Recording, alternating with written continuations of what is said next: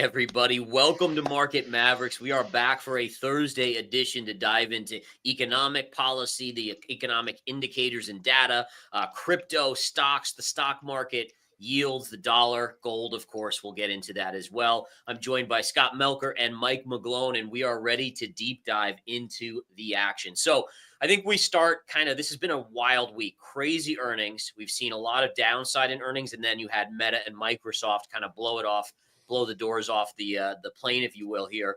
And then yesterday, the Federal Reserve came out and Jerome Powell basically said, hey, guys, we're not going to be cutting because we still don't think the inflation has fully settled in from the tariffs just yet. So I'm going to kick it over to you guys and tell me where we go from this. And I'm going to show my Fed Watch tool here so we can kind of get a gauge of this. But Mike, why don't you start? Talk to me about what the Fed said and what we should be taking from it.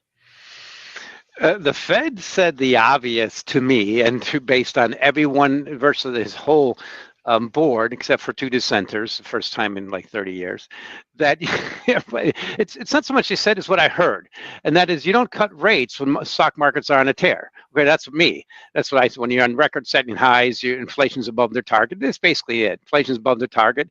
Economy's strong. There's no reason to cut rates. In fact, he even hinted he might have to hike rates. I love that. It's just that's a good sign from a good responsible Fed. Do you think he's serious about hiking rates, or he's no? But he played Trump because Trump is going the opposite way. He's like, you know what, you're to push me that way. I'm gonna say, well, what about we'll raise it? You know, it's also perfect. He knows he's gone in 9 months, and then it's how history is going to judge him. And I fully expect we are way overdue for a little volatility in this wonderful Trump bump in the markets and everything. And when we get that next recession and or a little bit of deflation, which always follows these kind of periods, people are going to look back at Powell and say, oh, he probably was right. So I think he's linking legacy now, and he should be. And every chairman after him, just think about the next Fed chairman. Market will perceive them as a complete lackey, completely, because it'll be approved by Trump and a Republican-led Congress. It's going to tilt us over to a third world type situation, meaning we better be in a cutting rate environment then, meaning need to be cutting by then, or the market's going to say, oh, okay, well, all that premium that we got in the U.S. stock market and the independence of the Fed, what made America great, yeah, it's going to be a problem. So it's just a lose-lose right now for him to push back. And I think people like Besson are saying, by the way, Donald, there's no win here to push back. And that's why I think gold gets it. Gold and maybe Bitcoin too. Bitcoin's much more of a risk at. Gold gets every single time that Trump pushes back on Chairman Fed, the chairman. I think gold loves it. But I think also in terms of markets, everything you saw so far this week is basically on a scale of 1 to 10 is maybe a 1 or 2 compared to non-farm payroll tomorrow, which is a 10.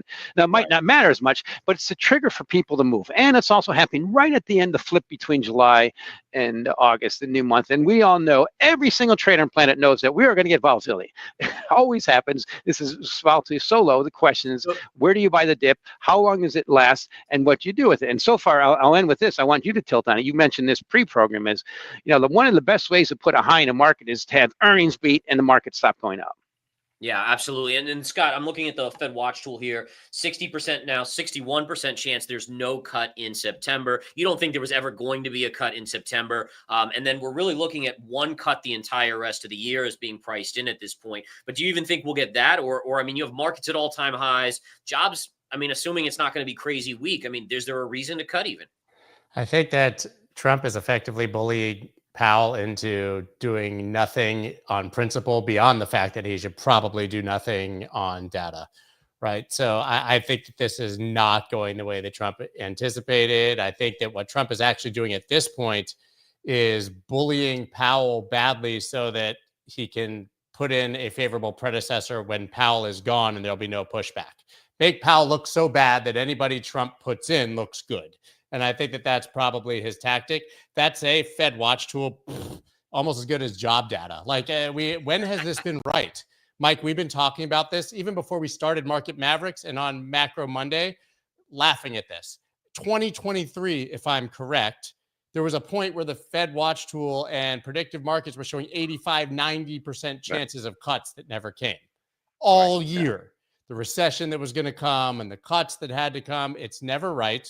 There's no reason to cut. If jobs are good, if GDP is booming, as many will allude to, we can talk about whether that's tariffs, And if the stock market is sitting at all-time highs, I mean, do you just want inflation to absolutely fly? Because if you cut, inflation is going to fly. There's no other Right. And that, I think way it goes.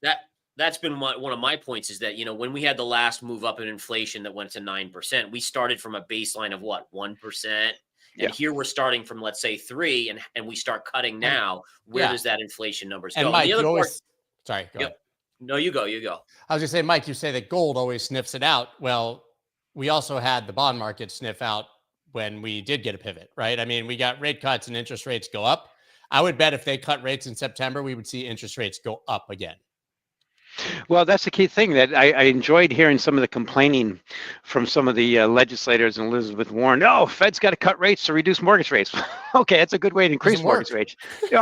It's the Fed's got to do what the Fed thinks is right to do. Get out of the way, let them do what's right. And typically they're behind. They're right. You're right. They were behind when they started hiking rates in 2022, way far behind by a year. But now we're in that situation where we have the number one thing that matters for all the economy, everything that people need to understand is the stock market. When you get to 2 times GDP, there's only 2 times in history, 1929 US, 1989 Japan. That's all that matters. And that's why I like to point out is the Fed knows it, and they got to be careful. And that's the number one way that Mr. Trump's going to get bond yields to go down, and maybe energy prices to go down, and in mortgage rates to go down by the time he gets to midterms. If he gets the stock market down a little bit, not too much, that hurts the top 10% of the population, not the 55% or so who below that who don't, who vote for him. That is what will be beneficial. But I think the key thing to remember here is that's all that matters. The stock market keeps going up. There's no reason for the Fed to ease. In fact, they should hike. And one of the key leading indicators for all this is cryptos. Yeah.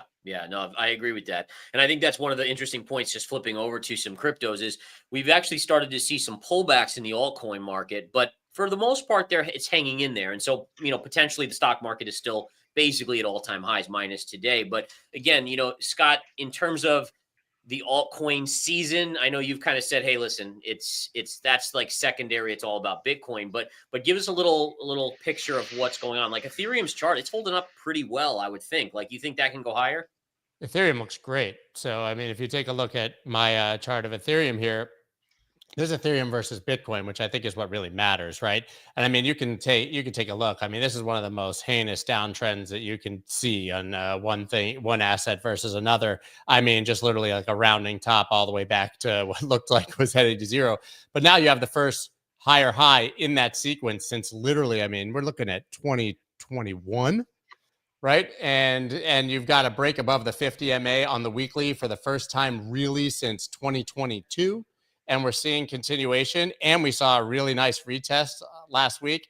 I think Ethereum, from a charting perspective, looked like it's ready to outperform. And I think that would buoy some altcoins if we continue to see this movement. To me, Bitcoin looks very stuck. That's not a bad thing. It's the middle of the summer. It made an all-time high. If you trade crypto markets and you've watched past cycles, you want Bitcoin to go up to an all-time high and freeze for a couple months, right? So that people get bored of Bitcoin and can flow into altcoins. But it's no mystery that Ethereum is doing what it is. It was way oversold. It was irrationally beaten down. It had the narrative that it was going to zero. And then you have Thomas Lee come in and do his best Ethereum Michael Saylor impression and pump the entire Ethereum market. And this is what you get up with. So as Eric Balchunas said this on my show this morning, he said, we have 19 days of Ethereum ETF inflows in a row. That's a record. They've outperformed the Bitcoin spot ETFs, which is astounding. He said if the Bitcoin spot ETFs never existed, which you can't say, the Ethereum ETFs would be the most successful ETFs in history and the fastest to 10 billion. So yes, they've been overshadowed by Bitcoin, but these are still incredibly popular products on Wall Street. But as he said, this is like, it's 13% or something of the crypto ETF market. He doesn't see it going higher than 20. So this is really, it's a mean reversion trade. Ethereum was so beaten down, it's just catching up. Amazing. Yes. One of the things that I've been kind of noticing, and this is just so unique to me, is that Bitcoin, I guess it has a history of staying in ranges, but let me just bring up the Bitcoin chart here. But it has for 17 days stayed in a basic $3,000 range here. And that's, I mean, obviously it's had pierces of this zone, but I mean, that's incredible. I mean, for percentage terms, Bitcoin, I don't know if historically has ever stayed in such a tight range for, again, basically now almost 3 weeks straight. So again, you can look at that as okay, well, the stock market's been grinding higher, but this isn't. That could be the bearish case. But at the same time, you could also say, hey, listen, it's digesting the recent moves up, which is actually bullish consolidation. So it's hard to argue that Bitcoin is not a bull flag. It's a bull flag for, like you mentioned, 17 days. But you look at gold, it's a bull flag for 4 months now. And the key thing to mention also is based on what you're saying about alts and Ethereum, Scott, is the stock market's making record highs. The Nasdaq's making record highs. Sure. That's a prerequisite. It's always has been for Ethereum and alts to outperform Bitcoin. No, that's where we are. Guess what? Tomorrow starts August. This is the lowest volatility time of year. We kick in the high volatility next, and then it's about what's going to matter. So I'd like to tilt over, if I can, a little bit to a few things. Can I tilt over to copper a little bit? Sure. Yeah. Copper was, I mean, that drop on copper was epic yesterday, and it's continuing today. So that's the key thing. I look at copper as complete respect for you who trade and all our listeners and viewers who actually trade. I don't anymore, not allowed to. It's probably good. And I guess I'm a reformed ex-trader. I don't know. I think I probably would have lost money trading copper this year. I had a few good calls. To me, the key thing about copper is it put in a high this year very similar to what crude oil did in 2008. I was trading back then, made a lot of money, and then made a lot more when it worked, lost initially. But this is what copper did. It broke down. I like to just show you copper on the same scale as the S&P 500, just take it by 1,000, as government bond yields in China and the 10-year note yield. Now, copper just went right back to that 10-year note yield. It's on par. It looks like it. And the thing about copper, to always mean revert. So I think copper's on track to go back below 3, which has implications for, can it do that with the stock market going up? What's the key thing to make copper go down a little bit if the stock goes down? I just want to tilt over another thing too, is this is what happened with copper versus the LME. That spread was the highest ever. Typically, when you get things like this, you put in peaks that last for decades. That's what's happening in crude oil. Now, that much what I think is happening here. At the same time, what's happening? Iron ore is going down, signs of deflation in China. And also, these are bond yields in China heading lower. Again, on the same scale, heading lower. But also, I want to show you what's happening with gold. ETF holdings in gold have jumped up 10% this year. That's the most since 2020. It's on about the same scale, but it's after 4 years of outflow. It's a complete shift in sentiment. And I'll end with this one chart, and I want to tilt back a little bit. Is if you end the year now, on an annual basis, this is an annual chart. What I show you is gold in ounces divided by S&P 500. That cross at 0.52 is the highest in 10 years. Now, if we end the year here a little higher, what does that mean for the tilt going forward? That, to me, is where that big trade's coming in. It's where I'm looking at. As we start getting that little bit of volatility in the stock market, this is the time of year it usually picks up. Volatility picks up. You have a pretty significant trade coming on, and gold is actually, and versus the Bitcoin is actually beating Bitcoin, despite the fact that this year Bitcoin trades 3 times the volatility typically. So let me just show, by the way, the move in gold on just on copper in just copper terms, because I think this is the biggest down move yesterday ever in copper in one single day. It was 20%. It's continuing today, but again, just look at this beautiful trend line from the peak here in September 2024 to the peak in March 2025, and then twice it kind of tried to push through, once here, and then all of a sudden the rug gets pulled. And this, again, for those of you out there that don't know, essentially, from what I understand, is that Trump came out and said, hey, he originally was going to put these massive tariffs on. They're much more minute in terms of what's being tariffed. It's not, I don't think, copper ore, it's specific copper products. And so essentially people can get around, or companies can get around, the tariffs, and therefore it's not that big of a deal. That's what I understand of it anyways. But the point being is that is a massive drop on copper. And, I was looking at this the previous couple days or weeks and saying, man, maybe inflation does start to bubble up. I mean, you look at some of these other things in recent, like live cattle. Again, this is getting into some of these commodities, but I mean, some of these charts have gone parabolic to the upside, really could be inflationary, but this really could bring down those pressures on the inflation side. And we've even seen palladium and platinum make some pretty big moves up, although those are correcting as well. And Forgive my ignorance. I was going to ask you, finish your point. I'm sorry. No. I was going to actually throw it to you and just say, the idea here is, which direction are we heading? Are we heading towards like the deflation, or like, part of me kind of agrees with Powell that, even though it was kind of this shock of these huge tariffs on Liberation Day, it then got walked back, but now they're kind of inching up. And I think with Europe, for instance, the average tariff before the 15% was agreed upon in this latest deal was like 1.2% or something like that. And now it's going to be 15. And so is it possible Correct. that inflation still is coming down the pike? So let me point one thing about that chart. It's the lessons I've learned sometimes the hard way. Is what you point out. See the little double top that made a new high there at the end? I've been pointing out this copper premium CME versus LME for about a year, and everybody's on top of it. All the traders know it's never happened. People are trading it. But what did they do in that last night? You stopped out the last of those weak shorts.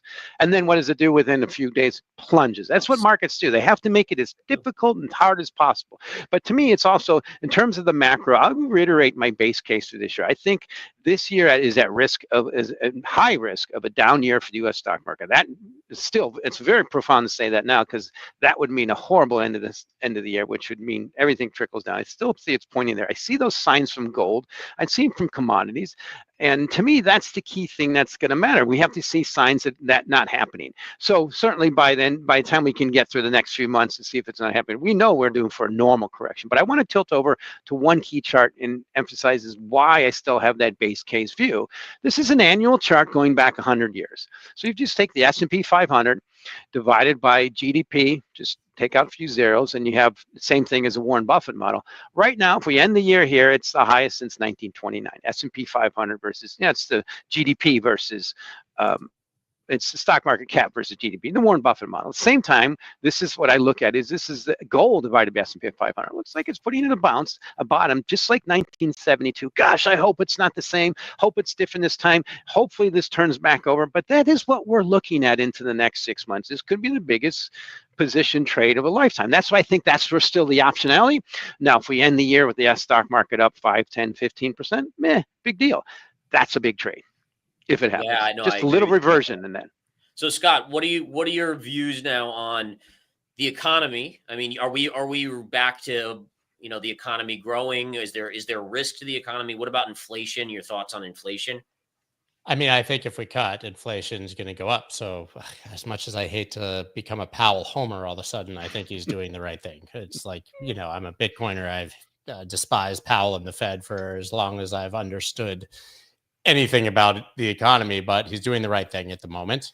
And I think that right now we're pretty much frozen. I don't know that we'll get either if the Fed just pauses and lets markets sort of sort it out. But I think if they make a drastic move in either direction, then we will see. To be honest, I think that right now the Powell and Fed don't really matter. I think it's all about the debt and the fiscal situation. So I think it's a bit of misdirection regardless. I don't think Powell can control anything. But I think that we're more likely personally to get inflation than deflation. But that's mostly because we still don't know what's going to happen with tariffs. And I can tell you that a lot of people can argue that tariffs won't be inflationary, but I definitely can't argue that they will be deflationary. So I err towards inflation. So let me piggyback on that a little bit. Go ahead. No, I was just going to say, Scott, so we have obviously Jerome Powell's not going to be still in office or in his chairperson role come next May. So hard next May. Would you expect the new Fed chairman to do like a massive cut? I'm not talking like 3%, but do you think obviously, because again, then you have the midterms, right? So you got to if you want the economy to be doing well, you got to do probably like I think it's going to go like 50, 50, 50, 50, right, into midterm, something crazy like that. I have no idea. We'll have to see what the economy looks like if it's a different environment. But Trump is only putting one kind of person into that job. Do either of you guys think, and this is something that's crossed my mind, is that if you get that scenario, to me, long-term yields probably go up, right or wrong? Well, it depends on how it happens. Remember, it's still 9 or 10 months from now. And if the Fed's already cutting in the process before the next chairman comes in, that's okay. If the stock market's going down, they're cutting, we're having this recession that's way overdue, that's okay. But if what you described is the Fed's not cutting, we put in a new chairman and just cut 100 basis points right away, just think of the legacy of this human being if things go wrong. That will never happen again if it turns bad. And then everybody after to say, okay, we made a mistake, we're not going to make that again. We let Trump push the wrong way. See the risk reward there? That's part of what's helping gold. But it's just, we got to wait. It's a long time to get there. If he found a way to fire Powell right now and put in a new chairman and cut rates, initially when it's the arbitrage in the markets. It's very rare for rates, the short rates to go up and long rates. I'm sorry, to go down and long rates to go up. I mean, that's happened. What happened? The first Fed cuts last year, but it's rare because of the arbitrage. I mean, this is the most arbitrage market in the market. And there's a lot of curve positions on it. Depends on what the market's doing. But the key thing that you pointed out, Scott, is if we cut rates like we did last year in an environment where risk assets are on a tear, that creates more inflation. Yeah, that's basically bad for inflation and bad for the long run. Yeah. So I was just going to say the Fed watch tool is only predicting 2 cuts before Powell's out of office. Now we discussed that maybe that's total BS and could change a million times. But in theory, let's just say that happens. Does the new person come in and do a 50 basis point cut right off the bat? Scott says yes. Well, exactly, but again, that's a lot of iterations to get there. Right. So we'll see. I mean, we'll see. But the key thing I want to talk about is and show you on a chart is we're talking about inflation or deflation. That's the key thing to remember in history. Deflation always follows severe inflation. That's clearly what's happening in China. 1.71 10-year note yield. I mean, I traded JGBs 30 years ago. I saw this before. Let's look at the most significant commodity, crude oil. This is an annual chart. I don't see what stops crude oil from going from 40. Scott, you've heard that from 2 years. Garrett, you too. I've been early, but the high year is 80, and it always has gone back to 40. One key thing that's happening. This is U.S. used to be net. Used to be net imports. Now we're in pretty significant net exports. We have massive superabundance come on. But the number one thing on the whole planet that matters is this chart here. This has never happened. This is the highest ever. This is the S&P 500 divided by the MSCI X US index. If that keeps going down, that will be the only trade that matters on the planet in all markets, everywhere. And that'll mean some pretty severe deflation on a global basis. The rest of the world's facing that deflation from China expanding their exports because they can't just export to the U.S. U.S. is seeing a bit of an inflationary issue right now, yes, but remember, 2/3 of our economy is services. Scott, is there any catalysts in the crypto market that we're now waiting on? Like, obviously, we had the Genius Act. Like, obviously, if the markets go higher and people want to buy altcoins and this rotation, but that's the normal cycle. Like, I guess the question is, what's the next big bill? What's the next big push? I think we're numb to all of them because they've been happening on a daily basis. Things that would have absolutely blown the market out a year ago, even much less 2 or 3 years ago, happen on a daily basis, and we completely shrug them off. I mean, Atkins just gave a speech unveiling Project Crypto, where he said that he's ordering the SEC to effectively look at tokenizing everything, every asset. I mean, the things that these guys are saying, whether it will happen or not, is absolutely beyond the imagination of even the most bullish person for crypto. We had the White House crypto report come out yesterday, reiterating a lot of the same, even though it didn't really talk about the strategic Bitcoin reserve. They said that the news that's coming on that is going to blow our minds. Bill Hines said something to that effect. Clarity Act got the most bipartisan support in the House of any bill literally in years. That's coming. I mean, every single day, it's a new thing. Oh, and I think it's probably worth mentioning that the SEC just dropped their listing standards for crypto ETFs, which nobody's even talking about because there's so many bullish things happening. They basically said if you have 6 months on Coinbase derivatives, that you can get an ETF approved for your asset. So you're talking about over a dozen assets right there that are going to default. And every time Coinbase adds an asset, 6 months later, you're going to get an ETF for that product. And you had JP Morgan Coinbase news yesterday, which is the craziest thing I've ever seen. You're going to be able to use a JP Morgan credit card to fund your Coinbase account. Terrible idea, by the way. But you'll actually be able to take your Chase points and transfer them to Coinbase to buy crypto.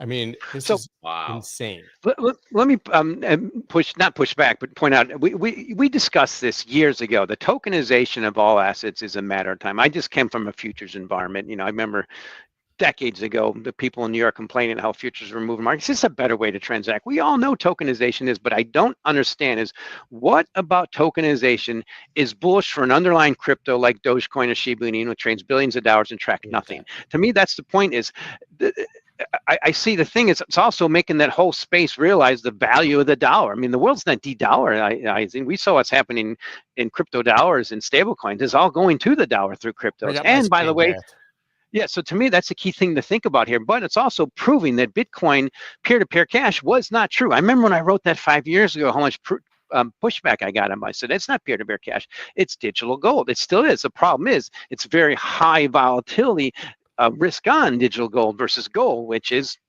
risk off. And to me, that's the key thing to think about here is we tokenize everything, put them on the chain, and everybody realizes, oh, there's a token tracking something with earnings, and I have to arbit versus that actual stock versus something else that has pumped up to worth billions of dollars and tracks nothing. It's going to be short bait for that kind of stuff. It's going to be a great trade, but things that most of those alts, 99% of them that are just BS, are going to go to zero. It's just a question of when the stock market backs up a little bit. Gareth, I just wanted to show you my screen because it's exactly what he was saying. Tether announced their Q2 earnings. Tether issues $20 billion in USDT year to date, becomes one of the largest US debt holders with $127 billion in treasuries. Net profit, $4.9 billion in Q2. Wow. They have like 30 employees or something, maybe 100, yeah. Whatever it is. It's like the most earnings per employee in the history of any company ever. But I mean, this is just crazy. And Wall Street's jumping on, and Wall Street's going to harp it out. To your point, yeah. So just in terms of this tokenization, like I guess this is something just I don't understand necessarily. Like, does this mean I can tokenize anything? Could I, like, instead of taking verified investing public, could I just create a token and be like, hey, it's tied to my company's success?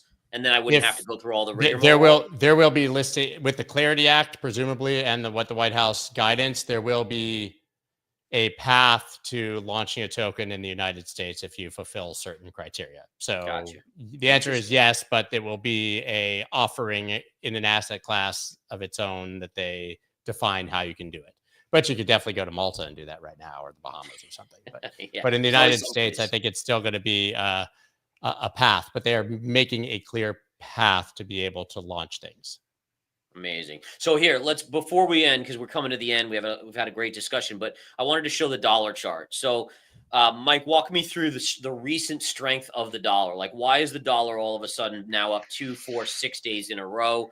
We were in such a dramatic downtrend since January, and now all of a sudden we're seeing it perk up. Does it last, number one? And why are we seeing this?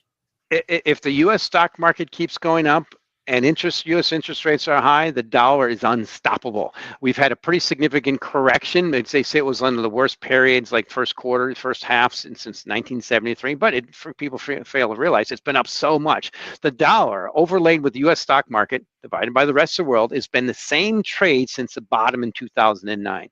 So we're showing a little bit of divergence so far this year, but you've seen it in cryptos. I just like what's happening. It's not de-dollarization. It's actually the world grabbing on. I'm like, oh, for the first time in history, in my country, where I have tracked, normal currencies, I can get access to the dollar via stablecoin. So the world's going that way, thanks to Mr. Trump. Yes, they might speculate a little Bitcoin, but to me, that's what's happening. And now for the dollar to go down, I think it needs the number one thing that really pushed it up the last 15 years or so to go down, and that's the U.S. stock market. They're the same trade, just a little bit shift off this year. So what you're saying is the dollar is actually getting more strength here, but then how does that fit in with the narrative that the whole idea of having Bitcoin is because the fiat currency is going to get printed to ad nauseum and de-dollarization?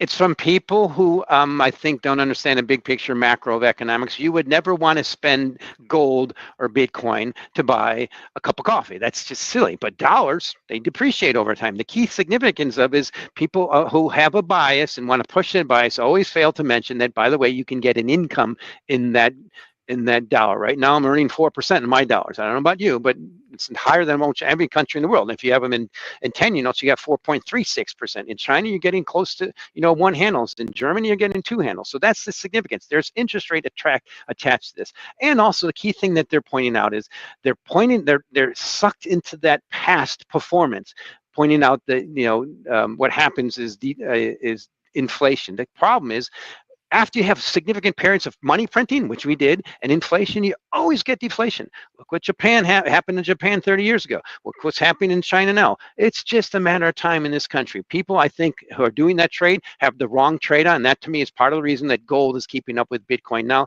About the same for almost 4 years. I'm still sticking with the rock. All right. Before we end this, guys, predictions for tomorrow's non-farm payrolls. Does anyone have a guess? Mike, you want to show what we're expecting, what the market is expecting here? Yeah, I'm showing on my screen. Non-farm payrolls, the consensus is about 100 grand. percentage, 4.2%. Now that would, I think, be a bit matter because it was down last month, but that's the consensus. It's going to be the reversions, and it's going to be one of those things. It's one thing I want to point out is I don't think it's going to matter hardly at all. It's going to be what the market does, and what you're seeing today is if the numbers are somewhat neutral and the market starts heading lower, it's going to be that sense that, okay, we've reached a plateau. We're going to see more volatility in August. So would the market go up tomorrow, the stock market I'm talking here, if we had a stronger number or weaker number? Like what does the market prefer at this point? I have no clue. I'd like to see Scott's view on that. I just look at it, if the market's down tomorrow for any reason, it's going to continue down into most of August. Okay. Scott, what about you? Any thoughts? The market will do exactly the opposite of whatever I think the market's going to do. So all right, well, then we really want to know what you think. I think that, honestly, I think the market will continue up. All right. All right. Very good, guys. Wonderful discussion today. Thank you guys for tuning in. Please follow these gentlemen. Their handles are at the bottom of the screen on X, and we will hopefully see you next Thursday for another episode of Market Mavericks. Take care.